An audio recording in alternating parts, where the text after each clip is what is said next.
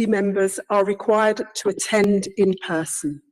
For any councillors who are accessing this meeting remotely, a reminder that you are not counted as being present for the purposes of the Local Government Act 1972, and you may not vote on any item under consideration. At the discretion of the Chair, you may, however, contribute to the discussion and participate in a non-decision-making capacity.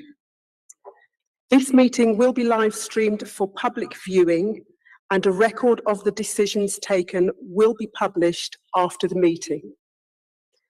Please can I request that you speak directly into the microphones to ensure that your comments are captured on the live stream. I will now hand over to the Chair, Deputy Mayor Bramble. Thank you.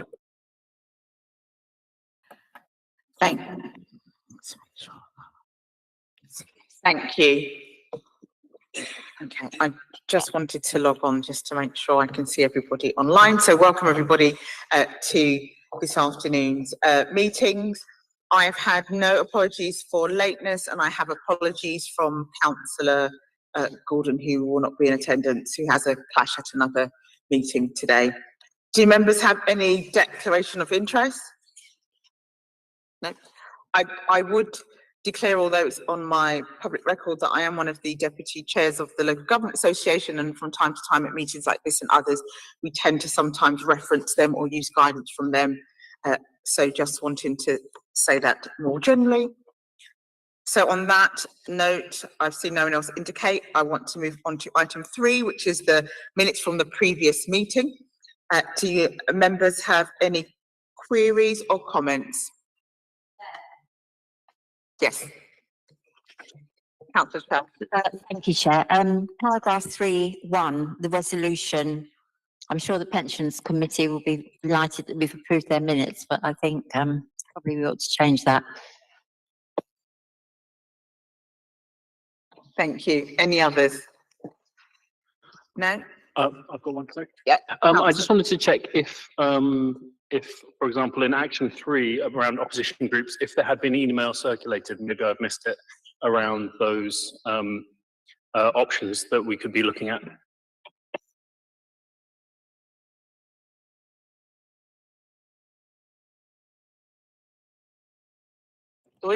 Chair, in terms of updates, I'll be coming on to those later, but most of the actions from the last meeting are still under consideration by the Constitution Officer Working Group, and as and when we've made our way through all of the various comments that we've received, both in terms of that meeting and also separately in emails, we will ensure that email does go out. Thank you. Thank you. And just to say that there's proposed dates for the committee to meet on the 26th of April at 5:30 and on the 23rd of May at 5:30 as well. If members can confirm if they are, but let's do that again over email as well, but just flagging it here, but we'll confirm by email. So so Councillor Binny Lovett, I think you've indicated that 26 does not quite work, so we'll go back and forth. Thank you, much appreciated. We'll move on to item 4 of the agenda, and I know we started a few minutes late, but I promised to get us back on track. So this is the Constitution review. So just to remind you that myself and Councillor Gordon as Vice Chair had met with the officers, and we decided that actually maybe the page turn of every page of the document wasn't the best way for us to spend this time, albeit that we are all avid readers. I call myself a bit geeky because we do go through that laboriously, but actually it's better for our time to be better spent engaged in dialogue around concerns or tweaks or suggestions directly with officers rather than page by page. And as a result, we've changed the format of the meetings. So officers will present updates in regards to the Constitution reviews, and then they will take us through some of the changes, and then we will have an overall discussion around what officers are presented in, but equally where we've been through the papers ourselves as individuals, we will then raise them in the in the breadth of the meeting. And I think that was the nature of why I wanted this meeting in public. And Dawn, I know you've been a strong advocate to support me on that, and Louise in bringing those changes to life, but also giving elected members the platform to do that in the public arena. And also, officers will keep a note of suggested amendments, areas for improvements, outcomes of the discussions, and they will take that back to their officer working group. So actually everything that we do and say here is valid, and by changing the format, there's more time for us to give that dialogue. So I did mention that it's called the Constitution Officer Working Group, and they will resolve that at that committee. I just want to remind that officers will continue to review the documents to ensure that the principles of plain English are being followed, and will remain an ongoing process until the Constitution is presented to full council for final approval. I would now, on that note, invite Louise, Head of Legal and Governance, to provide an update that has taken the committee through to those elements of the Constitution being considered this evening in order to list, or in order of listed in the report. Louise, can I hand over to you? And you've got up to 5 minutes to give your introduction. Thank you. Thank you, Deputy Mayor Bramble. I think it will be quite considerably shorter than 5 minutes. So as I've already alluded to, we've been continuing to work on all the comments and suggestions that came in from members of the committee, either at the committee meeting itself or separately through the various emails. As Deputy Mayor Bramble indicated at the last minute, we're more than happy to receive comments through that process, as well as things occur to members when they're reading it either before or after the meeting. We know there's quite a lot of paperwork to get through. So we are continuing with that process. We'll come on to overview and scrutiny in a moment, so I won't deal with that there, particularly in the update. But the other point for members to note is we met with colleagues from our engagement team to try and work through the planned engagement that we have on the draft version of the Constitution. The idea is that we will do some public engagement before the document goes to full council. So we can, as officers, reflect on the outcome of that engagement, and we can also present comments to this committee as well for their final meeting before the document goes to full council. The way in which we're currently envisaging that this will work is our colleagues in engagement will do some initial survey work with members of the public around our current constitution to extract some views about how easy or how difficult it is for people to find what it is that they might be looking for as a member of the public from that document. And that survey work will start next month. And then following on from that, we will set up some focus groups where we will invite people who've indicated to us that they'd like to participate to come and talk to us then around how we're proposing to then present the Constitution, and have we met their concerns about any issues they have with our current version of the Constitution? Do they still think that there are things that we could do differently to aid their reading and understanding, or to help them find bits that are of particular interest to them? And as part of those focus groups, we will be looking predominantly at those elements of the Constitution that are public facing. So issues around their public participation at meetings, how to ask questions, how to present petitions and deputations, rather than necessarily the minutiae of things like our contract procurement, standing orders and rules, which may, and maybe an assumption on my part, but which may be slightly less of interest to members of the public than necessarily those sort of forward-facing elements. So that is the plan that we're currently working to. We will provide the committee with a copy of our engagement plan, and hopefully at the next meeting, so you'll be able to see that in some more detail. But that's what we're working towards in terms of public engagement. And then once that engagement piece has been more crafted, we will then also start working with our colleagues in the web team about how then do we publish the elements of the Constitution, the draft new version Constitution that we will want to seek some views on. So that's the approach. And other than to say that our aim, and I'm going to say with a fair weather, but our aim is to ensure that at your next meeting of this committee, any parts and sections that you have not yet seen in first draft will be at your next meeting, because we are obviously conscious that July is rapidly approaching, and we don't have that many more meetings until we get to that adoption point. So that is the aim. So you will see those sections that haven't yet been presented, and to be fair, there aren't that many now. But you will also see things like our proposed new format for things like terms of reference to committees. Again, I hasten to add, we are not changing the terms of reference. What we're doing is amending the way that those are presented so that there's uniformity across all of the committees. And again, signposting through the use of subheadings and headings so that people can hopefully find, whether they're officers, members or the public, if there's something specific you want to know about a committee and how it operates, there's a guided path to get to that information. So that's one of the things that we're working on at the moment. So you will have a chance to see that and comment on whether or not you think that's helpful in terms of that new layout approach, which can then be adopted for all of those committee terms of reference. So that was my brief whistle-stop tour of an update. Dawn.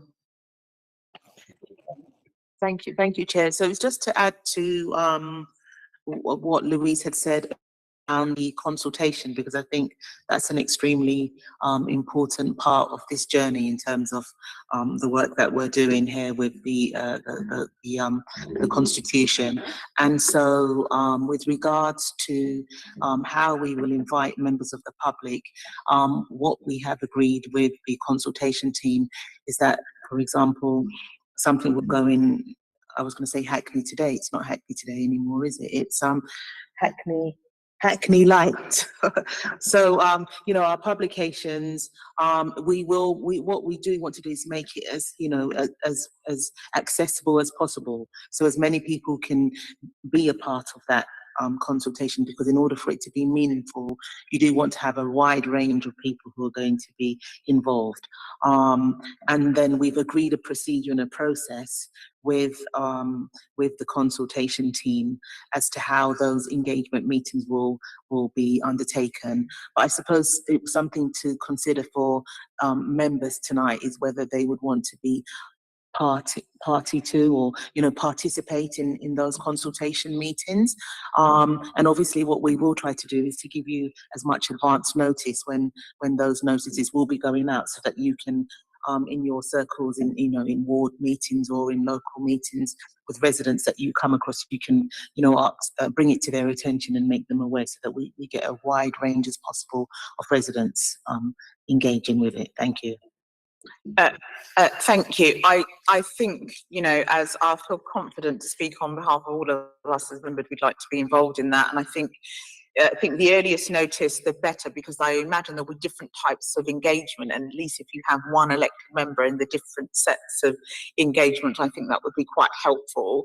I'm you know, also thinking about how we engage, for example, tenants and residents associations around this. So there's, you know, there are conventions and ways that we have within the council, if we're reaching all those people, especially those key people that advocate on behalf of or bring information to others, we need the feedback from them, because ultimately sometimes it won't be an individual resident, it will be an organisation on behalf of residents that will look at the information on other people's behalf. And obviously the voluntary sector need to be part of that as well, because ultimately we want to generate more work for all of us to do here at the council, and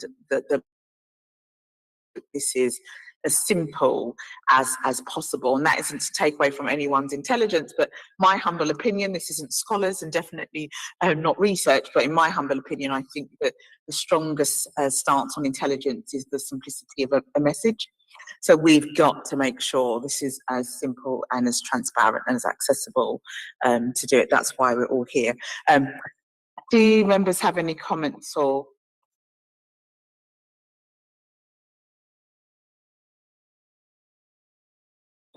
Charlton and then Councillor, and then yes, everyone's yes.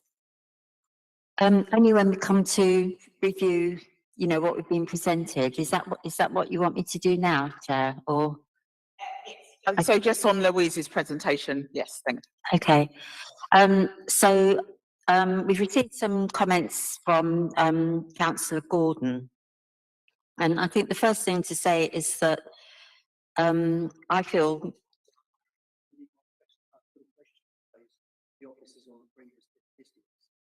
Oh, okay.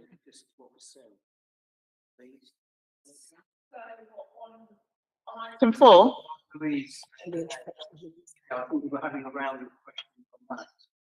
Yeah, so no, well, we're still on that.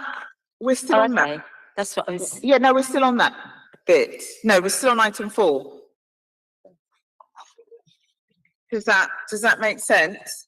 So I think, Deputy Mayor Bramble, if I can, I think Councillor Troughton was moving on to the scrutiny element. sorry. And Councillor Rathbone was wanting to talk about the bit we've just done. Sorry, Councillor Troughton, if that wasn't clear. So we're still on item 4. I haven't closed the item. So yeah, be reassured. If we move on to the item, I will announce it in my very loud teacher voice. So, you know, if I'm a bit louder, I will my voice. So yeah, so on the Constitution review, talking about the engagement. So Louise's update and engagement. So let's take Councillor Rathbone and Councillor Vinnie Lubbock. Okay, thanks very much, Chair. Actually, it just illustrates I'm not very happy with the way everything's going on. I'm finding it confusing. I mean, I only got my printed edition of this today, and I've got to page 47. You know, reading it, trying to read it this afternoon in between looking after my mother-in-law.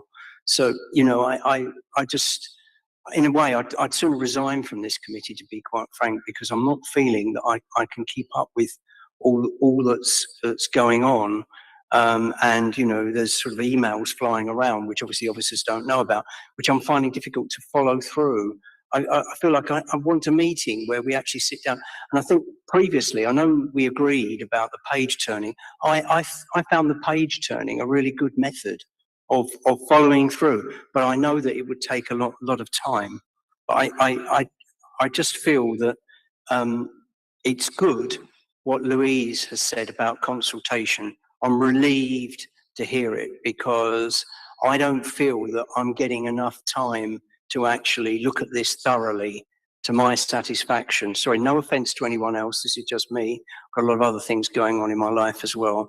So, but I am pleased to hear that at least a lot of other people, I think that's probably going to be quite important, as well as anything that we might do here. Pleased to hear that TRAs are involved and others, and hopefully, and that also the timing of this as well, because I've been looking at the timing of it, and obviously Labour councillors have got to discuss it as well, generally, and that's going to be a very tight thing to happen if everything has to be kind of done, if they're going to do that by the 3rd Tuesday of June. So just to remind you of that as well, if it's going to happen in the way that we had previously agreed. So sorry, Chair, I just wanted to express that, because I'm finding this very difficult to go through, and I'm actually a person who's interested in constitutions, but I think the process is not working. There's a lot there. I suppose my reflections are there are some things that are for this public forum, and I would urge any elected member, if you have a concern about the meeting or how it's run or how you're getting papers, I would urge you to get in contact with me straight away, because obviously I can't now address it at the meeting. So I suppose that would be my first reflection. I would hope that you don't step down, because I think the things that you've mentioned could be easily rectified. So, for example, when a hard copy is in your inbox, you can be notified to pick it up before the meeting, opposed to on the day. So that's, again, as I said, they're easy things that can be addressed. And outside of this meeting, I can take up with officers how soon we get the papers, how early we can get the papers. I'm not sure to discuss it now, would be that helpful, but it's definitely noted and is and I think actually I suppose as we're having it, I've already been in exchange with Dawn and Louise about this very thing this morning, so it's not something that's lost on me, but just wanted to be able to address some of those points before I came back to you as committee members. So hopefully that will reassure you, and there's no resignations or on my watch. So I hope you'll weather the storm. And I'm sorry to hear there are other things going on for you, Councillor Rathbone. If I can offer you any support. I apologise, Chair, for that. I was being a bit dramatic, as you know. So. That you, Councillor Rathbone, never let it be said about you. But if I can offer you any support with any of the personal issues that you're going through, please contact me. But in terms of the running of the meeting, I will address that for you as chair, and glad to have your expertise in here. Thank you. Binny Lubbock. Thank you for the introduction. I would just want to touch on what you said around focus groups, and I think it's interesting. I'm wondering who has already expressed interest in participating. Following on from what Deputy Mayor Bramble said around the TRAs, I'm wondering if you're also going to invite previous people who've asked questions at full council, petition submissions, and deputies from groups who, especially might do again in the future. As well as young people. Obviously, young people's engagement is a big thing that we're concerned around. And thank you for potentially inviting us to some of those sessions. I think it might be more helpful for us to see sort of what the design of those is beforehand, and maybe input on that at that stage, because obviously sometimes it can be difficult for us to get along to those things. And then just a question around whether we'll see those kind of consultation responses and in what kind of format we get to scrutinise those as well. Thank you. So in answer to your first question about who has indicated sort of wishing to participate at the moment, at this precise moment, no one, because we haven't asked a question. That's something that's going to start happening. I would say next month, but it's effectively next week.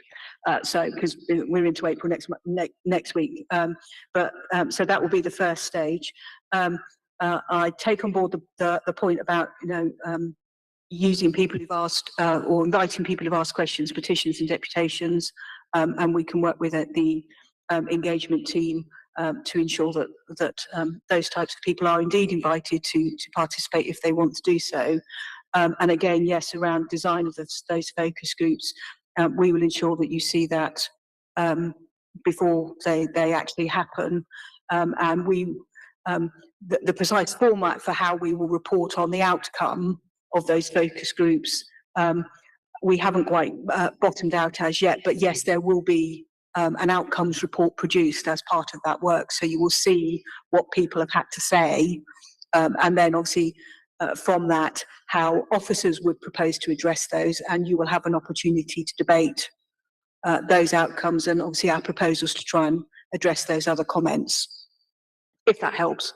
That does, thank you. Just following up, when you ask people if they want to participate, where will that primarily be, or is that up to the engagement team? Is that through Hackney Matters, the focus group? At the moment, they're thinking about obviously council. There being a piece in the next edition for council publication. Yes, that's the word I was looking for. I couldn't call it a newspaper, but publication.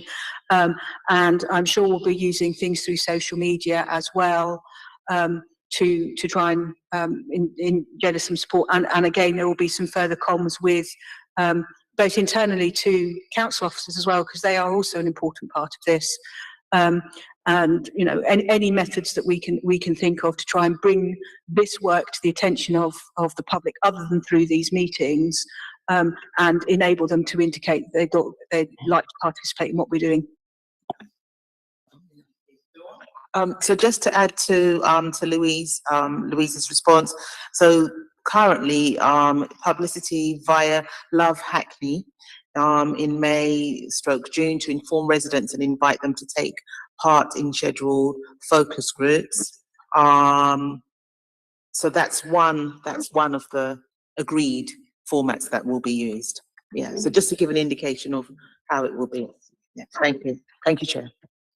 And I think there's an opportunity as well to use Youth Parliament and Hackney Young's Futures. I mean, they are young people that are part of our organisation and there to shape the lens of how the council interfaces with young people, and we want to ensure that they have a stake and say in this. And I know that they came to a previous meeting as well, and I just think it's important to just give them that platform as well, because hopefully, you know, ideally we want to make changes in this process that will hopefully encourage more young people to engage in us in a way that we didn't, but we need to hear from them what it needs to be. We think we've got a perception of what young people would like, but they need to tell us what we need to do so it works better for them. Now, I know we've sort of done the review and the engagement piece together, and I think that's fine. Councillor Troughton, I know you wanted to comment. You said it, the Youth Parliament. Thanks. Does anyone have any more, before we go on to the scrutiny bit, does anyone have any more comments on the general constitution review that Louise spoke about? We went into the engagement piece, but we didn't really have the full presentation. Has anyone got any more comments or questions on those two pieces? Louise, is there anything you wanted to say more broadly about the engagement piece? No, thank you, Deputy Mayor. Okay, so we're now going to go on to the next item, and I'm going to go to Councillor Triton first on this item after Louise gives her introduction. Louise, you've got up to 10 minutes. When it's 9 minutes, if you're still talking, I will helpfully indicate to you. I absolutely won't be. As the report indicates, both myself and Dawn, as the monitoring officer, were invited to attend the meeting of the scrutiny panel. That took place on the 20th of February, where we provided them with an outline of the work that this committee was doing and the constitution review more generally. The scrutiny panel had quite a wide-ranging discussion around those parts of the constitution that directly affect their work as scrutiny panel and all of the scrutiny commissions as well. Following on from that meeting, we've received some submissions from the Councillor Gordon as chair of the scrutiny panel, working with the head of scrutiny and ward forums, which sought to capture the points that were being raised in the discussion. You have that at your appendix 2. And then we've also just provided you with the extracts, relevant extracts from the Constitution for Scrutiny that they will be referring to. So from those amendments, you will see, I think from an officer perspective, there isn't anything of sort of significant change that they are proposing about the major change. There's some few sort of procedural elements. But the major change is an idea that they will change the name from commission to committee. So they will be scrutiny committees rather than scrutiny commissions. And I think that's recognising that the executive side of the council have been using commissions for some of their work, and it's around trying to ensure that there's no confusion between the two roles. But you have all of their comments. And obviously, if you have any further views on what they're being put forward, please do let us know, and we will continue that dialogue with them as well. I just wanted to comment on that point. I think that we've got to take the name change really carefully, because a name change may look like it's changing the function of the role. So I think we just need to be really clear and have those definitions defined, and then explain the change if that makes sense, especially if you're talking to, especially someone looking at it doesn't know at the moment what's the difference between a committee and a commission and what the different powers are, or if you're a member, what that means on those two different things. A change may, in our minds, might simplify it, but to other people outside, it might not, depending on how we handle it. But I'm going to pause there. I'm going to go to Councillor Coughton, and all of my colleagues, yes. So, Billy Ludwig. On that specific point, I wouldn't personally favour a change to committee. I think the scrutiny commissions have a very different function to one of the council's committees, and commissions can only make recommendations, and they are consultative and they have much farther reach, in terms of taking the views of the general public. And I think that such a change could have, could create confusion, amongst the general public, and if anything, be counterproductive to the overall objective. Commissions make recommendations. We call for evidence. We have completely different types of functions to, say, the Pensions Committee, which is fulfilling a statutory function, or Audit Committee, again, has statutory functions. And I think from comments that I had from Councillor Gordon, I think she generally thinks that as well. But I'm, happy to listen to other members' views.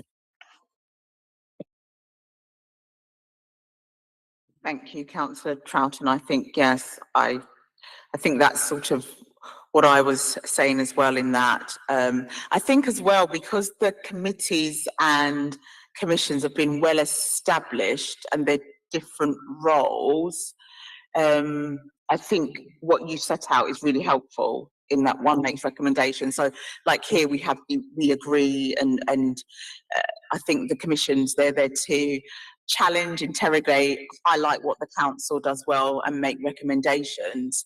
And that's very different to the business that we're carrying out here as a committee. But I'm happy for officers to come back, because I know if you suggested it, there's a reason. Gigi wants to come in, Dawn, before I go to Councillor Billy Lovett. Yes, please. It was just to say that this was something that was discussed at the scrutiny meeting that we attended.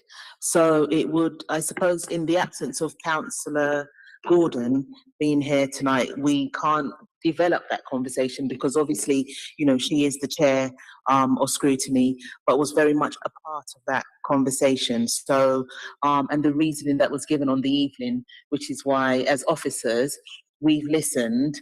So that's what I'd want to say, that just to reflect, we've listened and brought it to the Constitution Committee tonight to have that discussion. But I'm happy for us to have a further discussion outside of this meeting, which will we can then confirm either way what will happen. That will be helpful, because unfortunately I couldn't make that meeting either, because I had another meeting that I was due to attend. I'm sure I was speaking now. So I don't have clarity around this discussion or the dialogue that had. So I do recommend there's just further dialogue outside of here. And as you know, Councillor Gordon isn't here. So Dawn, I totally agree. Councillor Billy Lovett. Hi. Yeah, I've got a couple of questions on the suggested amendments that came from the scrutiny panel, and then a couple of questions about that section as well. On page 24, on page 21, on point 23, what does notwithstanding the option for formal reference shall remain available mean? It doesn't seem like it's very clear when you consider the change that's been requested. So if councillors are required to raise the matter with relevant group director, is it then still, if they're invited to, then it makes sense that notwithstanding that they can then reference it formally. But if they're required to, then that option isn't necessarily available if they haven't done that. So I'm just wondering if it's a bit contradictory within itself, if that makes sense. The other questions I had were on page 23, and we've got point 7.13. On point E, it says one representative from the North London Muslim Community Centre. I guess this is part of their terms of reference, but I've had contact from members of the Muslim community in Hackney who have suggested that this isn't necessarily a fully representative body, and it only represents a very small part of the Muslim community in Hackney, a particular ethnic group of Muslims. And there was some concern as well about how they might not be as inclusive, for example, towards women. So I'm wondering if that is something that might also want to be amended, or if we want to have a look at these other groups that might want to be part of the Children and Young People Scrutiny Commission. And on page 24, with 7.1, 7.15.3, where it says to receive information rather than to liaise. To receive information, wouldn't the council's ward forums, wouldn't the commissions need to liaise with the ward forums to get that information? So although they can receive information, I still think that there needs to be a liaising with them. They can't just absorb information by osmosis. And shall I leave it at that in terms of the recommendations, and then move on to a couple of other points separately? I've just got 1, 2, 3 points around that section as well. As you have the floor, Councillor Vinnie, but why don't you just continue and maybe just pause every now and again to allow officers to take notes? Yeah. Although I know Natalie's brilliant at taking copious notes, but yeah, just allow a pause, yeah, and then make your and apologies for not sending in questions before, as previously I was like Councillor Rathbone, sort of rushing to get through it. So on page 26, there's a point around the chair, the vice. Sorry, no. Yeah, I think it's page 26 about the vice chair of the scrutiny panel being from an opposition group. And I'm just wondering, it says that they should be of the majority opposition group, otherwise it will be elected by the panel. And I'm wondering, as we have several opposition groups, would it be possible for the next opposition group to have first refusal of the vice chair seat, as it makes sense if we're trying to put an opposition voice into that position? And sorry, I think that's on page 31.6. And also around, I know that environmental factors kind of go across all of the areas that we have scrutiny commissions on, but I'm wondering if there's also scope for having a specific environmental commission that looks at, you know, the climate emergency that we've declared. Obviously, it sits in health and in every other one. I'm just wondering if it would make sense to have that as well. I think actually that's all the points I had on that section. Did officers want to just come back on any of that, or do you want to take more questions? If I can just come back certainly on some of them. I think some of them we're going to have to take away and give some further consideration to. I do take the point about what the Council Call for Action says about invited, and then there does seem to be a dichotomy in text. I think that's a change of one word, but then not a reflective change on what else will need to happen. So we can certainly take that away. Obviously, membership for certain of our scrutiny committees, we're required to have certain representatives by law.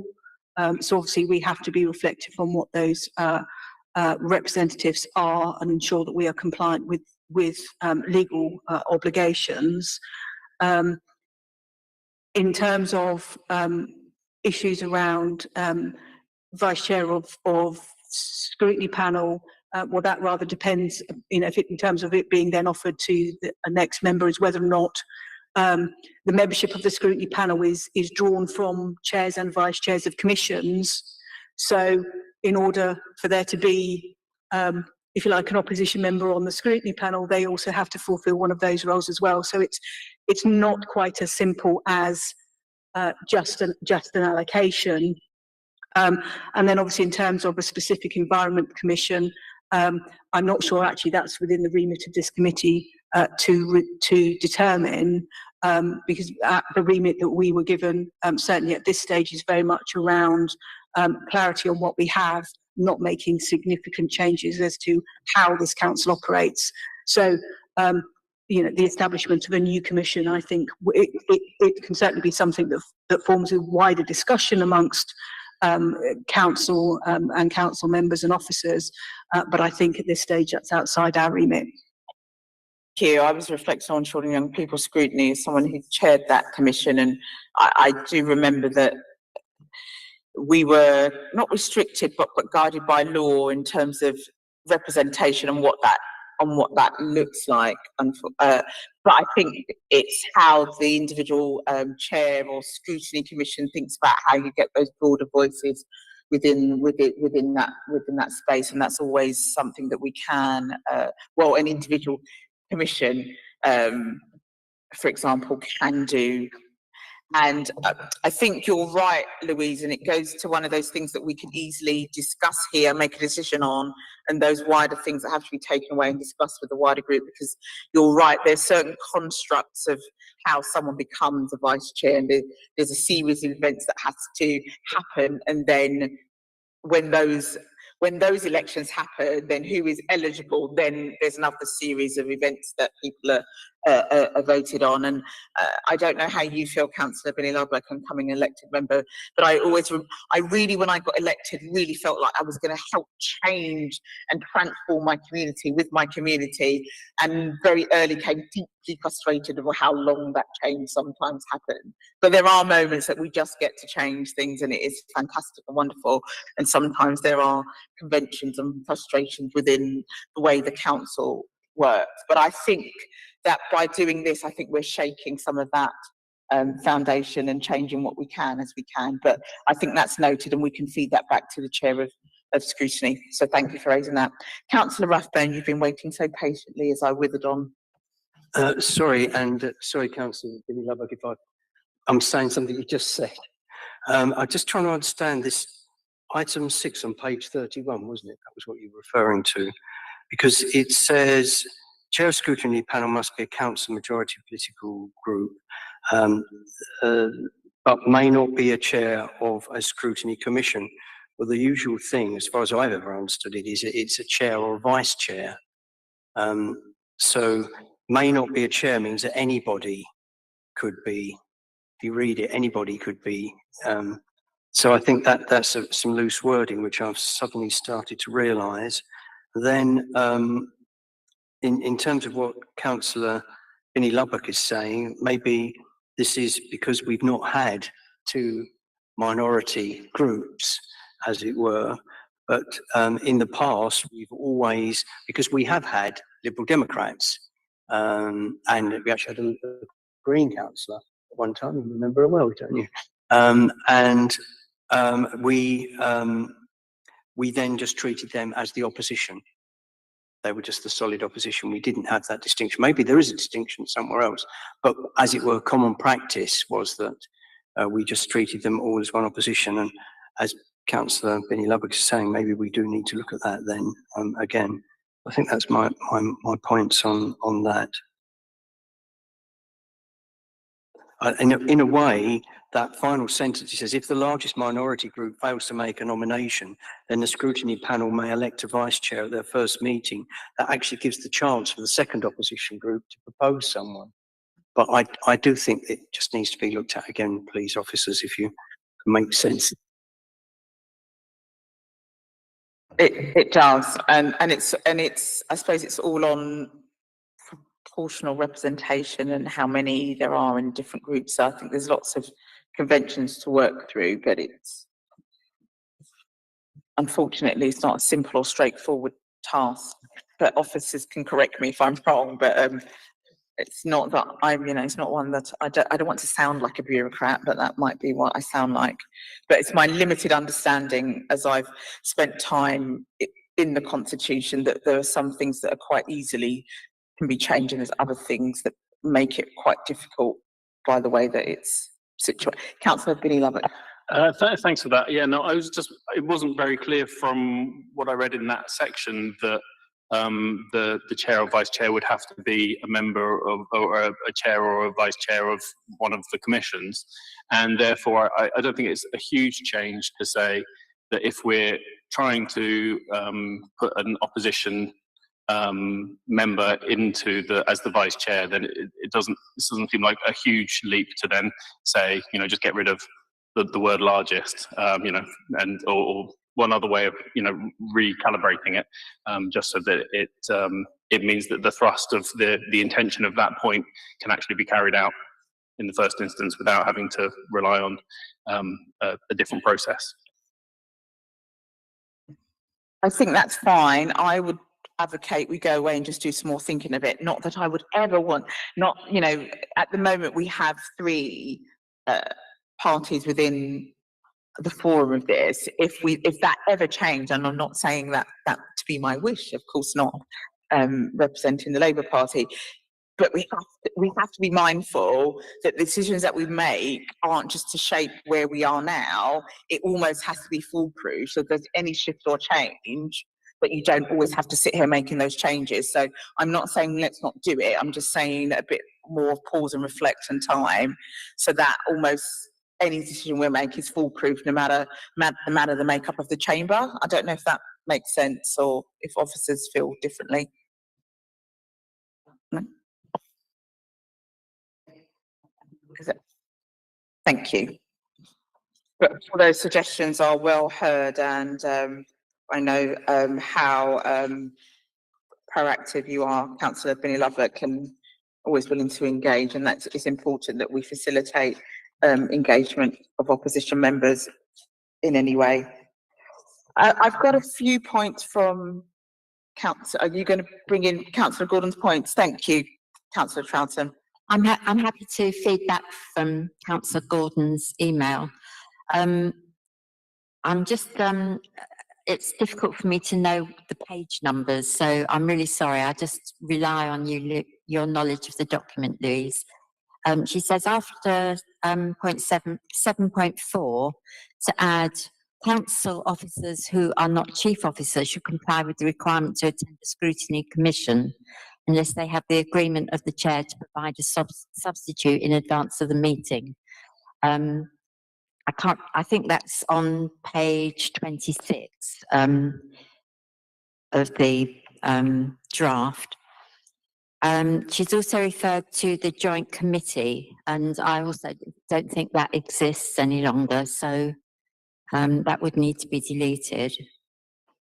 That's 7.8. Then 7.14, reference to community strategy needs to be updated, and we should also reference other cross-cutting strategies and have some discussion about defining them. So I think just more developmental work there. That's 7.14 brackets 2. Then 7.14 brackets 5. That's a reference to the ward forum, which she queries because it's not a decision-making body, and this has never been done as far as she's aware. And I think she's been around quite a while, so she would know that. At 7.15, after chief officers, add and officers below chief officer where relevant. These I can just forward on to Louise, yeah. And then also reference to ward forums and estate TRAs. We maybe need to give some thought about how this could operate better. Should other bodies be added, such as voluntary services? So that's one email. And the other is, this is in Appendix 3B. Statutory, for paragraph 14, statutory time limits for responses by partners. She's asked whether there could be a link to a list. Paragraph 15, access to planned consultations. This is a good idea, but doesn't always happen. Paragraph 18, replace 5 days notice with 10 days and remove referral to monitoring officer. It's her suggestion. Paragraph 20, this gives the senior officer the right to determine that another officer should attend. And she feels that that needs to have some safeguards built in, where a senior officer which needs to be defined, believes that another officer should attend because their knowledge and experience is more relevant to the issue being discussed. They should inform the chair and scrutiny officer 7 days before the meeting and seek their agreement to the change. If they cannot agree the change, the issue should be referred to the monitoring officer. So I think that's where officers have, just asked someone else to attend the Scrutiny Commission on their behalf, and that's actually inhibited the progress the Commission could make. Paragraph 26 is the definition of local crime and disorder matter too wide, and could it lead to inappropriate referrals? And then she says 36 to 38 no longer exists. And paragraph 41, she thinks some guideline timescales would help with the ability to extend the timescale if necessary. Sorry if that was long-winded, but I will. I didn't know I was going to have to do this until today, and I haven't had time to, but I'll put it into a single document and email it to officers so there's no misunderstanding. Thank you. That was really helpful. Thank you for doing that, Councillor Troughton. Helpful insight from Councillor Gordon. Any other questions or comments on this part? Councillor Vinnie Lovett. Can I speak to part 4, the procedure rules and call-in procedures, as well as, are we still on that section? It's a bit confusing about where things appear in the appendix. It's appendix 3C. Yep. That's fine. We're not going to go on to part B yet, which is standing order. So anything before then. Great. Just quickly on page 39, 1.2a, it says one of the things that could be a reason for doing a call-in is relevant matters have not been ignored. I assume that should mean relevant matters have been ignored. And it also references a form below, and I couldn't find the form below in this, and I couldn't find it on the Constitution online either. So if members want to submit a form to do a call-in, I couldn't see the form to check as well. I think that was it on that.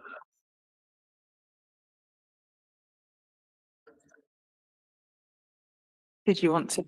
No, I think in that part, that was something that we envisaged would happen in terms of the creation of a form to make members' lives more easier. It's just we haven't got around to writing that form, but it will follow the reasons for call-in. So members, it will be in all probability a Google form, and it will have the tick box element, so you can pick. So councillors can pick which one, and the names of those members who are the call-in members. They can be picked from a drop-down box, and it comes to a sent point so that we know that the call-in has been made. So it's that, as I suspect, rather than it's something that's completely missing in its entirety. Thank you. Councillor Rathbone. Yep. By the way, Chair, I've got quite a few points to raise as well. I did manage to get some of them, but I wanted to raise that. So thank you to Councillor Vinnie Lubbock for raising it about the form. The interesting thing is that I've filled that form in twice now over the years. And so I don't know where that form is. It kind of disappeared after the second time that I filled it in. I'm not sure why. I have a good reason to think why. It used to be freely available to councillors, and you could actually just download it. And now you have to go and ask for it, because I did check. Mind you, that was about 5-6 years ago when I was thinking about a call-in. So I do think there is a form somewhere. It's a fairly simple one. It just has the names. You just fill in the councillors' names. And actually, this whole procedure, I don't really recognise. The way it used to operate was the form was signed with the signature of each councillor, and then the lead councillor obviously wrote out what it was and signed it at the bottom. And that was it. That was all that was required. So there seems to be a certain amount of bureaucracy introduced there. I'm not objecting to it. I'm just saying that that's the way it is. But I would say that if you're saying the form below, this is a public constitution, would that form be available to members of the public, as it were? I suspect not. So maybe there's another way of saying it, available on application to the monitoring officer or something like that. In terms of the form, all I can say is in my 3 years with the council, I've not seen a form. So I can't answer the question as to where it's dropped off to. But we had envisaged there being an electronic way that members could ask for a call in. I agree, use of the terminology below is probably not helpful for the public, but then the public can't call in a decision. There is no option for the public to call in a decision. It's something for members only. So clearly we need to reflect on that wording.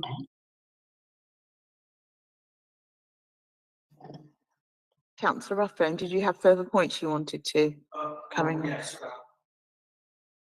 I kind of got a bit lost in it, in this. It's just on Appendix 2, the suggested changes. I was on point, it's on page 21, but it refers to point 23, and it mentions, it says, councillors are invited, and the wording wants to be changed to required, which I'm quite okay about, to raise the matter with the relevant group director or lead councillor in order to achieve settlement without need. I just think lead councillor needs to be more clearly defined. Something like, sorry, I'm very clumsy, in the area of reference being referred to, something like that, because otherwise, who's the lead councillor involved in that? Could be licensing, I suppose, or it could be a scrutiny chair, but it definitely needs to be more defined, I think. And in fact, in practice, it's been a cabinet member, as cabinet covers through all their portfolios, covers every aspect of council delivery anyway. So that's the way that it has been. Sorry, just to go back, I'm just remembering, go back to the point I was making before about call-ins, is that, and sorry, I may not have read that section, got to that section. Yes, I did in fact, but with the call-in that there, maybe this can't be written down, I don't know, but in view of my own experience and the upset that was caused by my call-in, it was introduced, because it wasn't there before, a discussion is supposed to take place with the cabinet member first in order to work out, and obviously the councillor can continue to be dissatisfied with, but at least there is that fail-safe thing of consulting with the lead cabinet member in that particular area that they want to call in.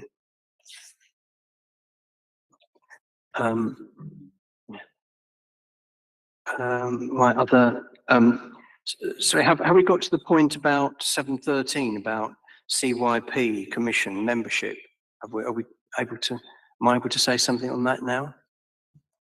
Yes, that's fine, Councillor. Yeah. Okay. Two points. One is 713F, where it says one representative from the Free Churches group, and I see underneath the note, it's not a Hackney resident. I have to tell you, as I know a great deal about Hackney churches, that lots of people come from outside, even if it's only Haringey or Waltham Forest.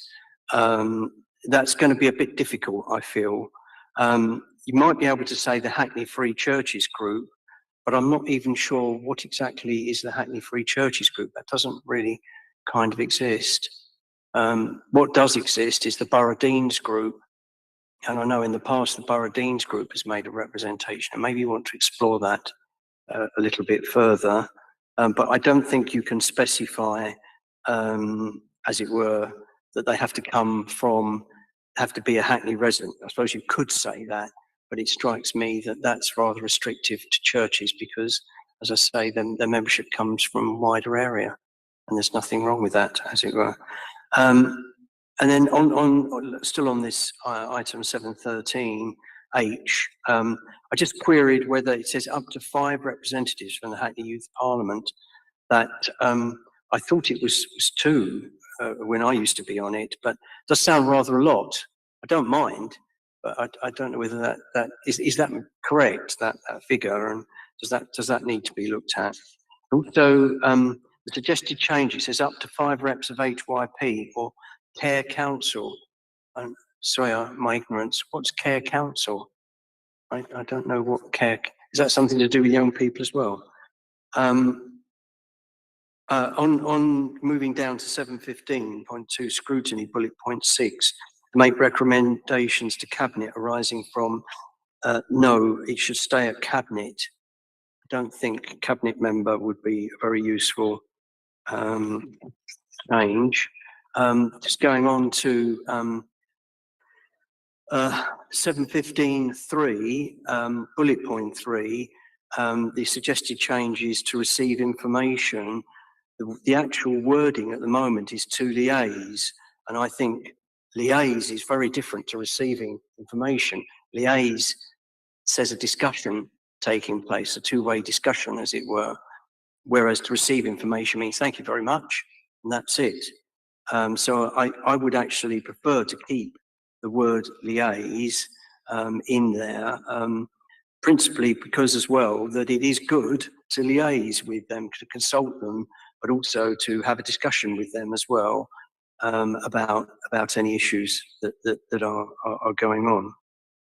I think that's my points, except I noticed on page 28 a typo, which is 715. It says the specific functions of the are, and I think it should say the specific functions of the commissions are.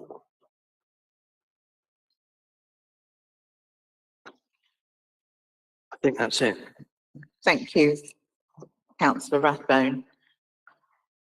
The officers want to come back with any reflections or comments on that? Not immediately, thank you, Deputy Mayor. I think those are matters we need to take away and give some further consideration to, alongside all of the other points that members have made. And thank you, Councillor Troughton, for saying that you'll forward that email from Councillor Gordon for us. Certainly helped my note taking. Yeah, I always think council life and political life is like joining an organisation where all of a sudden you have to learn another language, and all of the words that we use that over time we come familiar with, we have to remember if the public have had no exposure to it, all of it has to be explained, and it's one of those hyperlink moments, isn't it? Clear council, there's a hyperlink explaining what it is. So if you know what it is, you whiz through and keep going, and if you don't, you go in, you know what it is immediately there, and then go away, because even going to the glossary, taking you away from where you are, even that sometimes is problematic for people. I know with me having dyslexia, the easier any reading is, the better. So, and I know that's something both you, Dawn, and Louise have advocated around hyperlinks before. Okay. All right. So if there's Sorry, no, Chair, could I? yes, Dawn. Yes, thank you. So it was just Councillor Rathbone, there was a particular point that you made with regard the reference to lead member, and then so obviously we could call it portfolio holder, and then you also referred to cabinet. But I think one of the things that we're trying to do when making any amendments or adjustments is also just to remind ourselves that we're trying to think about plain English. So it's how we refer to particular posts or roles with that plain English thinking in mind as well. So, but I think that the point that you make there, is one that we will take on board and have a look at, because obviously then we need to be consistent throughout the whole document with regards to how we're referring to lead members, portfolio holders, or cabinet member, and just make sure that for the reader, not somebody who's a member, elected member, or a member of the, or a staff member, that they can understand that in the context within which it's written as well. But that was just an interesting point that I just wanted to respond to there. Thank you. Yes. Okay, just to say, yeah, I take that. It's just that from my experience, it was, and I do think it has to be a cabinet member. Now, obviously, we can discuss that, but I think because before, I know what people are saying, but also is about obviously simplifying language and making it more accessible, but also we also have to be accurate in some of the time. And I do think that a cabinet member would definitely want to be aware of whatever the issue happens to be. Thank you, Councillor Rathbone. When I was pausing, it's not that I didn't want you to come back in, it was that I was thinking about something that we said about language, and it's really, really important that we're consistent. So one of the things that I thought we said in the first tranche of looking at the constitution, when it was just an informal meeting, is that we were going to say councillors and not members. But I still think we're in that space where sometimes we say councillors and members, and it might just be a pedantic thing, but I suppose it's really important if we're thinking about access that we really have, because we have member service.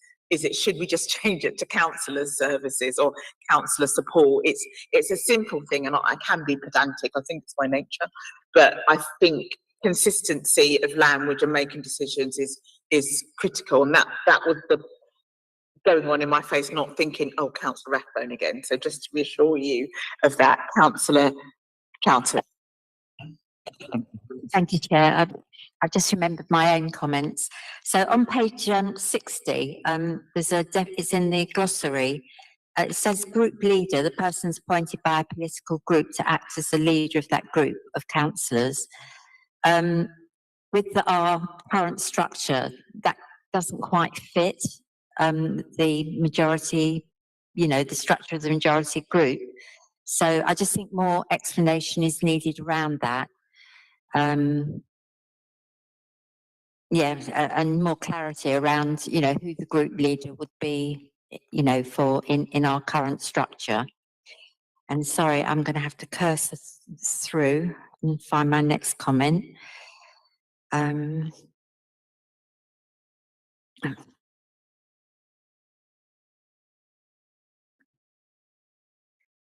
Apologies.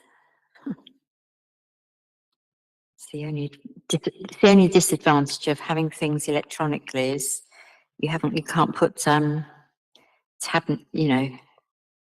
on them. Had the page now. Oh, sorry, 7.2 on page 42. I just wondered, the chair of the scrutiny panel must be consulted before any decision to protect is taken. In the absence of the chair of the scrutiny panel, the speaker is to be consulted. I just wondered why that was and why it wasn't the vice chair of the panel. I'm not saying it should be, but I think it's one of the things that perhaps, we need to take away with us, Chair, to discuss further. And then I've got one more, please bear with me, sorry. And do interrupt me, Chair, if you prefer. I'll come back. Facilitate if I need to. Thank you, Councillor Charlton. While you're actually gathering your thoughts, though, I do think that I wanted to reassure Councillor Rathbone, actually, when he said he liked the idea of the page turn. This still facilitates that same issue. What we're doing is removing where we've got a page turn and there's nothing that anyone wants to add. So actually it's removing that space where we're looking at a page where no one has a comment and just going on to comments. I just wanted to reassure you of that while Councillor Charlton was gathering her thoughts. Councillor Charlton. Yeah, and I think Margaret already said 36 to 38 on page 37 needs to be taken out, reference to joint committees. And I think that's it. Thank you, Councillor Charlton. So I've not seen any indication, so I'm making the assumption that officers are noting. And how about I'll make the assumption you're noting if you want to indicate, if you want to comment on any item, and that will just save some time. Thank you. So let's move on to item part 7B, which is standing orders relating to holding of office. And that is appendix 4, pages 45 to 48. Louise, can I hand over to you. You've got up to 10 minutes on this item. And again, I'll indicate if you talk past 9. Definitely not. For again, just for your information, this would be a new part to our constitution. It's not something that currently exists, so there are no. There's nothing that we provided in terms of, and this would be changed from its existing version because it doesn't exist at the moment. And again, just to give reassurance, all this does is it collates the various legislative provisions that exist around elected councillors and the elected mayor's position and office in terms of your offices, about when it is legally that you retire post-election, when people legally take their office, and then those bits about what happens if people wish to resign during their term of office, and what happens if it's the speaker, and what happens if it's a councillor and a mayor. So we're not making things up sounds completely the wrong way of expressing it, but this is just a reflection of the legislative provisions. We're not trying to create something that doesn't already exist. That's probably the better way of expressing it. Get your brain in gear. And you'll see where the various sections that these elements come from. As I say, this was proposed to be a new section.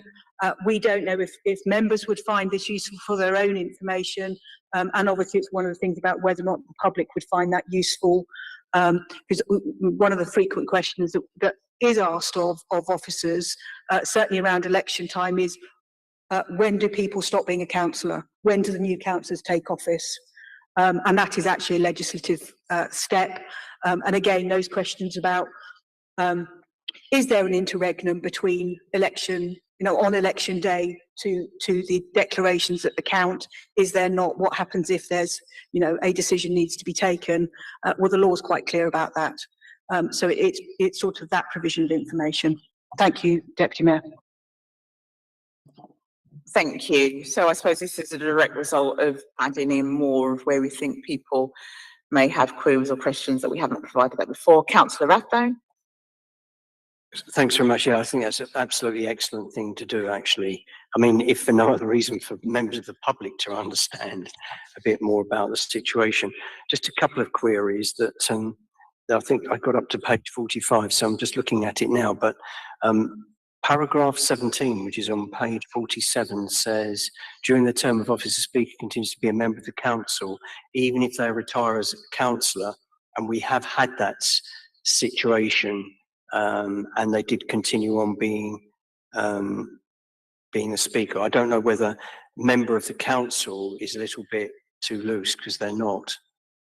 If they've, for instance, somebody who is Speaker this year, if she stood down as a councillor in May, there will be a period of time between that standing down. I mean, obviously we haven't got an election, but you see what I mean. And the AGM, she wouldn't be, or he wouldn't be, a councillor. So I don't know how we've wrestled with this before, and I forget now what we come up with, but that certainly needs to be, as it were, clarified. And then section 22. Again, maybe it's just the way it's phrased. A person elected to fill a casual vacancy holds office until the day the person in whose place they were elected would have retired. Is it not until filled permanently? Rather than, but I realise that might mean that they only fill it. It's sort of a little bit mind-bending, actually, but I'm not sure that's the correct wording for that situation. And then finally, item 23, and we have had this in real life, it's happened a number of times, about a councillor cannot be appointed by the council in any paid office. Yes, we know that. While they are a member of the council, or for a year after they stop being a member of the council. I don't know whether that's actually legal or not, but we have had some problems with that in the past. I think you might need to specify the law in that situation for the actual place where it is in law. Okay, thanks very much. Okay. Thank you. If I can quickly just come back on those things, yes, obviously take the point about what happens if the speaker were to resign, or the person who holds the office of speaker were to resign as a councillor. They do technically remain speaker until a new speaker is appointed, even though they're not a councillor. So they would technically still preside at the meetings. If they wanted to do so, they could obviously elect to absent themselves, but until a new speaker is elected. But yes, it is a bit convoluted. In terms of casual vacancies, the term casual vacancy itself is one of those typically local government speak terms. But essentially, if there is, so for example, if a councillor were to resign 2 years into their term of office of 4 years, then the person who is elected at a by-election would be a councillor until the end of that 4-year term. It's not that they get a 4-year term that starts afresh from the date of election. They step into the shoes to complete that term of office. But what we have attempted to do, and again, it's something we will continue to do, is we're attempting to take legislative provisions and try and put them into plain English, because the legislative provisions are even more complicated than how we've attempted to explain it, and that was our best effort of doing so. But clearly that's something we'll take away and continue to look at in more detail. And yeah, it is one of those things. And then I think the final one was about appointments to office. That is what the law provides. It's section 116, as this says just above, of the Local Government Act, that somebody who has been a councillor, who then stops to be a councillor, cannot be employed as an officer for a period of a year. That's just what the law provides. Sorry, Jeff, I can come back on that. Is that I think the situation, without obviously going into any details whatsoever, was that it was a casual contractor. So the person was a casual contractor being a consultant. Is that still applies there, or is that a way of getting around it? That we will look into. Thank you. Councillor Charlton. Louise, for paragraph 22, you actually said it. If you just add on to complete that term of office, that sentence would read really well. Thank you.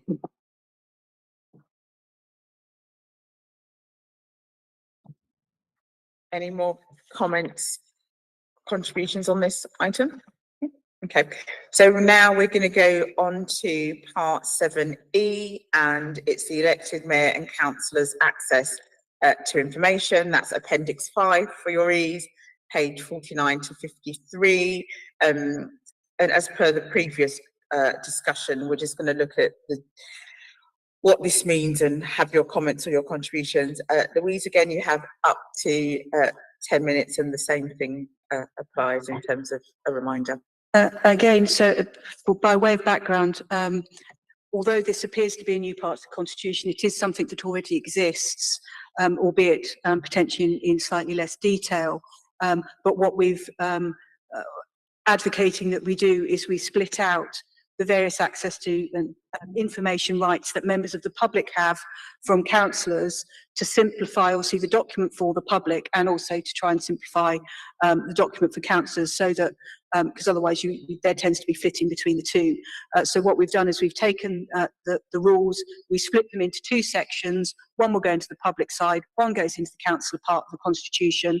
But in essence, we're not changing any rights that members have, either under the terms of our Constitution currently, or as by virtue of law.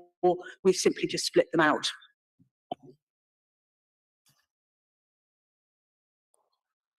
Councillor Vinnie Lubbock. Just on that point, when you say you split them out, where will the councillors' version be available? So the councillors' version will sit within, we're proposing it will sit within part 7 of the new Constitution, which is the part devoted to information for the elected mayor and councillors. So it will be that section, and then the public's access to information, which is more about their goes into greater detail about right of access to agendas and reports, and when we may say they can't, that will sit within the public participation section. Councillor Lovett. Thanks for clarifying that.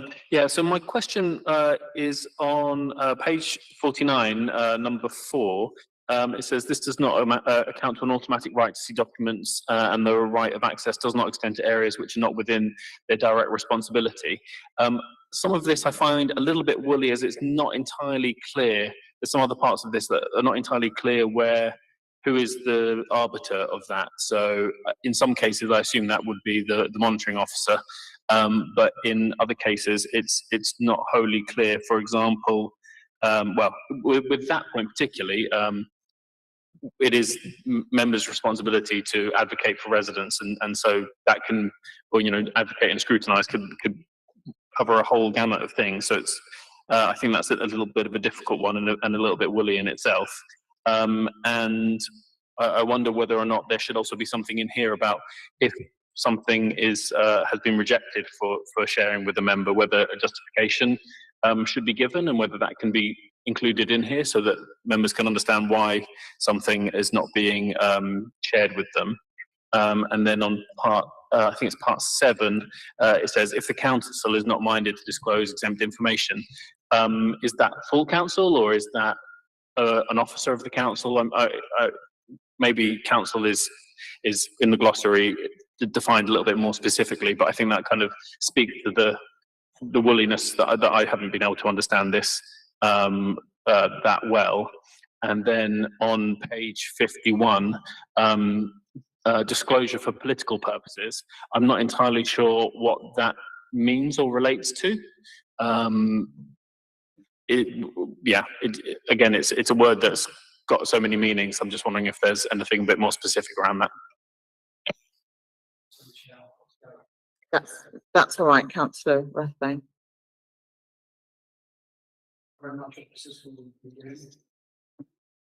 Councillor Louise Rathbone, were you finished? I wasn't. I am, yeah. Okay, thank you. Helpful points. Councillor Troughton. Thank you, Chair. It's just around about paragraph 13 on page 50, about members being data controllers. This scares the life out of me, I'm sorry, but firstly, is this covered in the members' code of conduct at all? And maybe there should be a cross-reference to it around storing personal data on personal devices and stuff like this. And, the retention periods, how many members actually do understand, the provisions of the Data Protection Act is, I suppose, my query. And I do think it's something that as a council we ought to be transparent about. People are much more aware and much more sensitive to their, data rights these days. And yeah. I wonder if that important point is something for the standards board to take forward. Or potentially, Deputy Mayor, just 2 points. One, obviously, as a matter of law, you are data controllers. You fall within the definition of data controllers, so there's not much we can do about that, I'm afraid. But that is one of the reasons why you recall when we did the code of conduct, we went through training and what was going to be mandatory training, and we included things around freedom of information, environmental information regulations, and data protection as mandatory training, recognising that obviously there are. There's 2 sides to that. One is how do you, the side about we would like the information and we would like to request information, but also then the other side of the equation, which is about you as being data controllers. That was one of the reasons why that training appeared as a mandatory training option.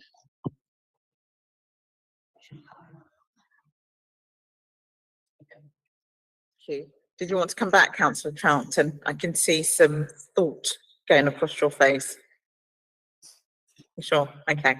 All right, so if there's no more comments on that, and then we are now going to move on to Appendix 6, which is page 55 to 57, and that is going to be on the glossary, which we talked about is really, really important.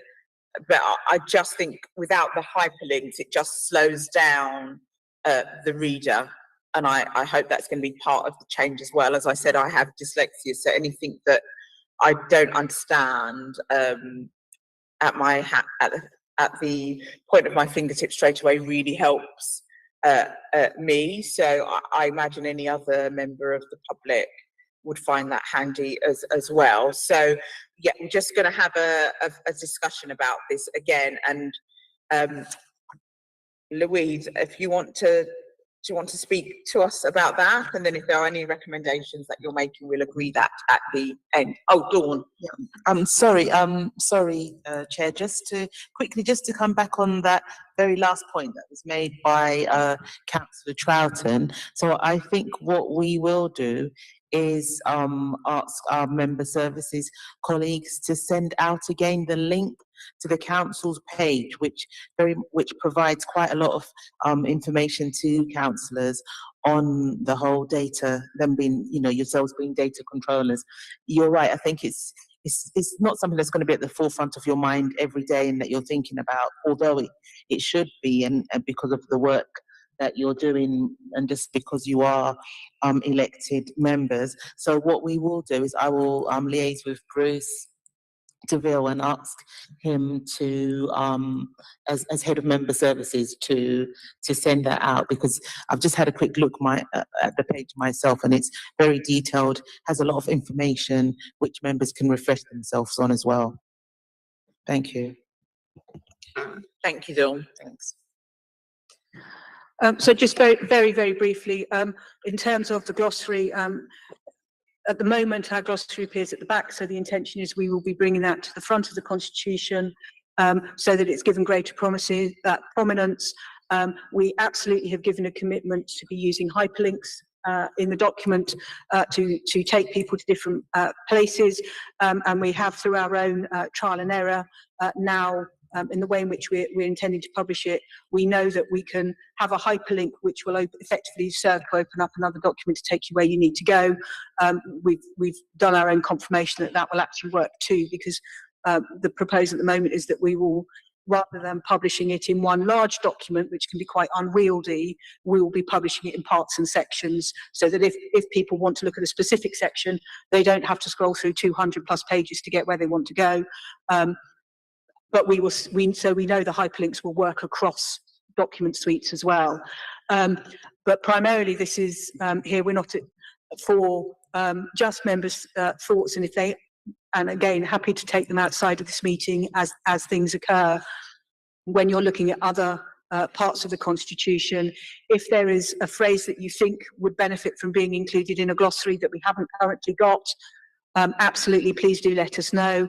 And similarly, when you're looking at the wording of a glossary, if something doesn't quite make sense and you think we can try and improve upon our sort of definition, if you like, then again, more than happy to take on board those comments, and we'll see how much greater clarity we can give it. These are our efforts as things stand at the moment, appreciating sometimes that certain phrases and certain a long definition inherently to try and provide that sort of context and that information. Thank you. Councillor Troughton. Yes, so I've already given one comment on the thing about group leader. On the co-optee, I'd be inclined to take out the example and just so it just reads, although there may be exceptions required by law, as required by law. Take out all the bits about the commission, because I just think it confuses it.